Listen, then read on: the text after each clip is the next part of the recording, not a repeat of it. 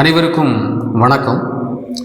வாழ்க்கையில் இந்த பழக்கத்தை மட்டும் நம்ம கடைபிடிச்சோம் அப்படின்னா நம்முடைய வாழ்க்கை ரொம்ப சிறப்பாக மாறும் அப்படிங்கிறதுல எந்த விதமான மாற்று கருத்தும் இல்லை. அப்படி என்ன ஒரு சிறந்த பழக்கம் அப்படின்னு நீங்கள் கேட்டிங்கன்னா, அந்த சிறந்த பழக்கத்தை நான் அறிமுகப்படுத்துறதுக்காக ஒரு நிகழ்வை உங்ககிட்ட பகிர்ந்துக்கலாம் அப்படின்னு நினைக்கிறேன்.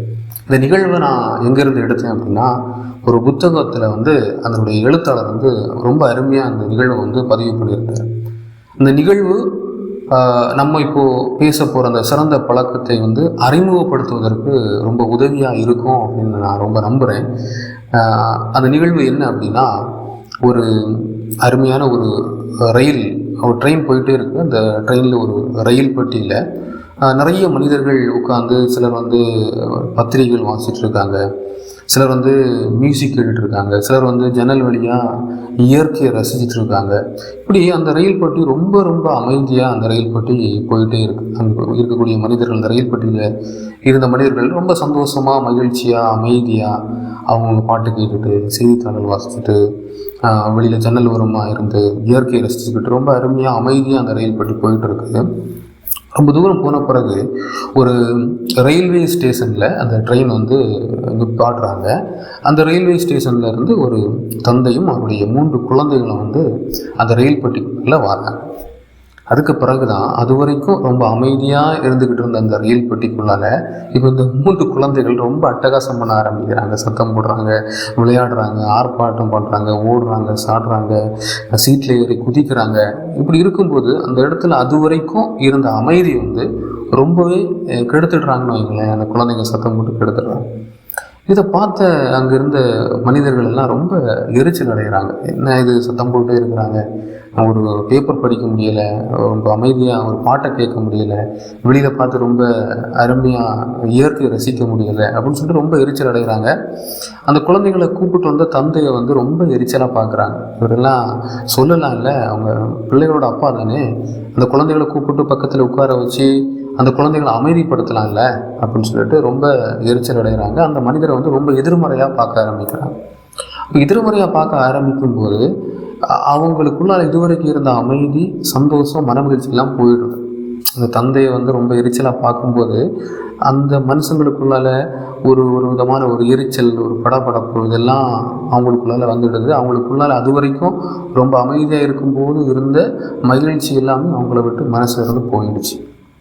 அப்புறம் அதில் ஒருத்தர் ரொம்ப பொறுமை இழந்து அந்த தந்தைக்கிட்ட கேட்குறாரு, ஏன் சார் நீங்கள் பிள்ளைங்க சத்தம் போடுறாங்க, நாங்கள் ரொம்ப அமைதியாக இது வரைக்கும் இருந்துக்கிட்டு இருந்தோம், அந்த பிள்ளைங்களை கூப்பிட்டு நீங்கள் சொல்லக்கூடாதா, அந்த பிள்ளைங்களை உங்களை பக்கத்தில் உட்கார வச்சு அமைதிப்படுத்தக்கூடாதா அப்படின்னு கேட்குறாரு.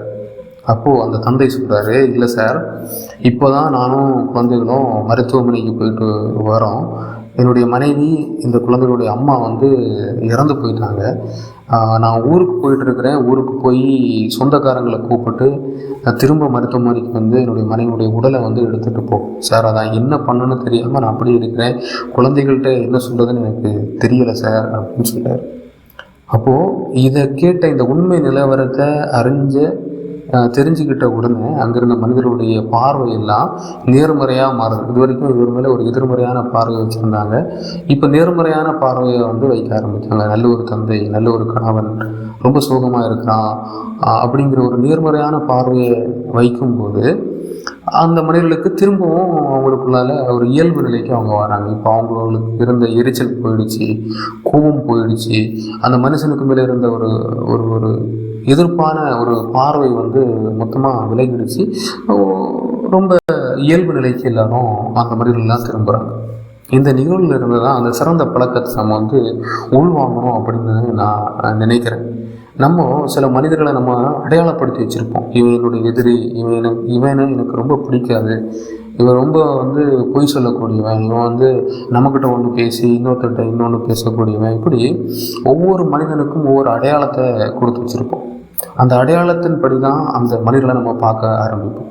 அது நம்ம மனைவியாக இருந்தாலும் சரி, அவளுக்குன்னு ஒரு அடையாளத்தை வச்சுருப்போம், எதிர்மறையான அடையாளத்தை கொடுத்து வச்சுருப்போம். அப்புறம் நம்முடைய வேலை பார்க்குற இடத்துல நம்ம கூட வேலை பார்க்குற நிறைய பேருக்கு ஒரு எதிர்மறையான ஒரு அடையாளத்தை கொடுத்து வச்சுருப்போம். அவன் நான் ஒரு வேலையை செய்ய மாட்டான், இல்லை அவன் ரொம்ப அரட்டை அடித்து ஓப்பி அடிச்சுட்டு இருக்கான், நாங்கள் தான் எல்லா வேலையும் செஞ்சிட்ருக்கோம் சொல்லி ஒரு எதிர்மறையான பார்வையை நம்ம அந்த மனிதர்கள் மேலே வைப்போம். அப்படி எதிர்மறையான பார்வை நம்ம வைக்கும்போது நம்ம இழந்து போகிறது என்ன அப்படின்னா, நமக்குள்ளே இருக்கக்கூடிய சந்தோஷத்தையும் மன மகிழ்ச்சியும் தான் நம்ம இழந்து போகிறோம். அது எப்படின்னு கேட்குறீங்களா? இப்போ ஒருத்தர் நீங்கள் எதிரியாக பார்க்கக்கூடிய ஒருவர் உங்கள் முன்னால் வரார் அப்படின்னா, யாருடைய சந்தோஷம் மகிழ்ச்சி காணாமல் போகும் அப்படின்னா, அந்த மனிதனுடைய சந்தோஷம் மகிழ்ச்சி காணாமல் போகாது. உங்கள் மனசில் தான் ஒரு படபடப்பு, உங்களுக்கு அது வரைக்கும் இருந்த ஒரு சந்தோஷம், இயல்பு நிலை எல்லாமே போய் ஒரு மாதிரி எரிச்சலாக, ஒரு படபடப்பாக, ஒரு கோப உணர்வு உங்களை சிறைப்படுத்திடும். அதனால் பொதுவாக யாரையுமே எதிர்மறையாக பார்க்குறீங்க. அதே வேளையில் நம்ம மனைவியை ஒரு நேர்முறையாக பாருங்க, உங்களுடைய கணவனை நேர்முறையாக பாருங்கள், உங்கள் சொந்தக்காரங்களை நேர்முறையாக பாருங்கள், பாசிட்டிவாக பாருங்கள். ரொம்ப நல்லவன், எனக்கு ரொம்ப உதவி செய்கிறவன், எனக்கு ரொம்ப நல்ல நல்ல ஆலோசனை சொல்ல வருவேன், என்னுடைய வளர்ச்சியில் ரொம்ப சந்தோஷப்படுற மனுஷன். நம்ம கூட வேலை பார்க்குற பணியாளர்களையும் நம்ம அந்த மாதிரி நேர்மறையாக யோசிக்கணும். அவனுக்கு கஷ்டப்படுறான், அவனுக்குன்னு ஒரு குடும்பம் இருக்குது, அவனுக்குன்னு ஒரு சூழ்நிலை இருக்குது, என்ன மாதிரி தான் அவனும் அப்படிங்கிற ஒரு நேர்மறையான பார்வையை எல்லா இடத்திலும் எல்லா மனிதர்கள் மீதும் நம்ம நேர்மறையான பார்வை வைக்கும்போது நமக்கு கிடைக்கக்கூடிய ஒரு நல்ல விஷயம் என்னென்னா, நமக்கு ரொம்ப சந்தோஷமும் ரொம்ப மனநிறைவும் நமக்கு கிடைக்கும். அப்படி மனநிறைவும் சந்தோஷம் கிடைக்கும்போது அதுதான் நம்முடைய வாழ்க்கையை மாற்றுவதற்கு, வாழ்க்கையை மேம்படுத்துவதற்கு ரொம்ப நல்ல ஒரு காரணங்களாக அமையும். எனவே இந்த பழக்கத்தை, இந்த சிறந்த பழக்கத்தை யாரையும் எதிர்மறையாக பார்க்காதீங்க. எதிரி, விரோதி இப்படிலாம் பார்க்காது. நமக்கு உண்மையாகவே உண்மை நிலவரம் நமக்கு தெரியாது. யாரோ ஒருத்தர் சொல்லியிருப்பார், அவரை பற்றி சொல்லியிருப்பார், அவன் ரொம்ப நல்லவன் கிடையாது, புறம் பேசுகிறவன், குறை சொல்கிறவன் அப்படின்னு சொல்லிட்டு யாரோ ஒருத்தர் சொல்கிறத வச்சு நீங்கள் அவரை அடையாளப்படுத்தலாம். அவர் மீது ஒரு பார்வையை நீங்கள் வச்சுருந்துருக்கலாம். அல்லது ஏதோ ஒரு நாள் தெரியாமல் உங்களை ஏதோ திட்டியிருப்பார், ஏதாவது பேசியிருப்பார், நெகட்டிவாக அவங்கள ஏதாவது யார்ட்டையாக சொல்லியிருப்பார். அதனால் அதை நீங்கள் மனசில் வச்சுட்டு அவரை எதிரியாக நீங்கள் பார்த்துட்டு இருக்கலாம். அது அன்னைக்கு அந்த சூழ்நிலைக்கு அந்த தருணத்தில் அவர் ஏதோ சொல்லியிருக்கலாம். ஆனால் மனிதனுடைய சிந்தனை, அவங்களுடைய பேச்செல்லாம் ஒரு செகண்ட் அவருடைய சிந்தனை மாறிக்கிட்டே இருக்கும்ல. அதுபோல் அதை பிடிச்சிக்கிட்டு அவர் எதிரியாக பார்த்து நமக்கு ஒன்றும் ஆக போகிறதில்ல. நீங்கள் எதிரியாக பார்த்தீங்கன்னா உங்கள் மகிழ்ச்சியும் சந்தோஷத்தையும் தான் உங்கள்கிட்ட இழக்க போகிறீங்க. அதே நேரத்தில் நீங்கள் யாரையெல்லாம் இப்போ மனசுக்குள்ளே நம்ம நினைக்கலாம், யாரையெல்லாம் நான் எதிரியாக பார்க்குறேன், யாரையெல்லாம் ரொம்ப வேண்டாதவன், நல்லவன் இல்லை, கெட்டவன், புறம் பேசுகிறவன், குறை சொல்கிறவன், எனக்கு எதிராக பேசிட்டு தெரிகிறவன், இப்படிலாம் யோசிக்கிறோமோ, நம்ம மனசு முன்னால் நிற்கிறோமோ, அவங்கள எல்லாம் இந்த எண்ணங்களை மாற்றிட்டு அவன் நல்லவன், அவன் சிறந்தவன், அவனும் நல்ல விஷயங்களை தான் இந்த எல்லாருக்கும் பண்ணுறான், எனக்கு அவன் பண்ணுவான் அப்படின்னு நேர்மறையான எண்ணங்களை நம்ம வளர்த்துக்கும் போது நம்முடைய சந்தோஷம், மகிழ்ச்சியும் ரெட்டிப்பாகும். நம்முடைய வாழ்க்கையை ரொம்ப அருமையாக மாறும். அதில் எந்த வித மாற்று கருத்தும் இல்லை. இந்த பழக்கத்தை, இந்த ஒரே பழக்கத்தை எல்லா மனிதர்களையும் நேர்மறையாக பார்க்கக்கூடிய, எல்லா மனிதர்களையும் நேர்மறையாக அடையாளப்படுத்தக்கூடிய இந்த சிறந்த பழக்கத்தை நம்ம வாழ்க்கையில் நம்ம கடைபிடிக்கும் போது வாழ்க்கை நிச்சயமாக சிறப்பாக அமையும். நன்றி.